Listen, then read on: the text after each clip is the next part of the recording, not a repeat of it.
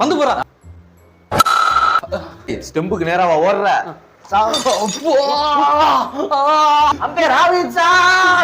இங்க ஒருத்தன் வலி தாங்க முடியாம துடிச்சிட்டு இருக்கேன். நீ என்னடா செலிப்ரேட் பண்ணிட்டு இருக்க? இதெல்லாம் நீ கேட்க மாட்டியாப்பா? கேக்குறேன்டா அவன் நம்ம திமரா பேசியிருக்கான். கேக்குறா இதெல்லாம் நியாயமே இல்லடா. அவன்கிட்ட சொல்றா அப்பீல்லாம் பண்ண வேணாம்னு சொல்லிட்டு பேசுறா. வலிக்குதுடா. என்ன அப்புறம் பேட்டிங் ஸ்டார்ட் பண்ணட்டுமா? பேட்டிங் ஸ்டார்ட் பண்ணலாம்ப்பா, தப்பு இல்ல. அவுட் ஆனதுக்கு அப்புறம் பேட்டிங் ஸ்டார்ட் பண்றது ஐசிசிலே ரூல் கிடையாது. இது அவுட்டா? ஆமா, நாங்க அப்பீலே வித்ட்ரா பண்ணலையே.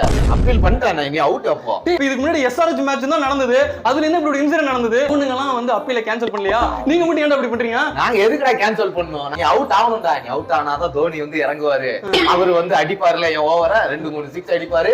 அந்த வீடியோ வந்து ரீல்ஸ்ல ட்ரெண்ட் ஆகும். அதை பார்த்து பவுலர் ஏறா அப்படின்னு பார்த்து நானும் ட்ரெண்ட் ஆகல.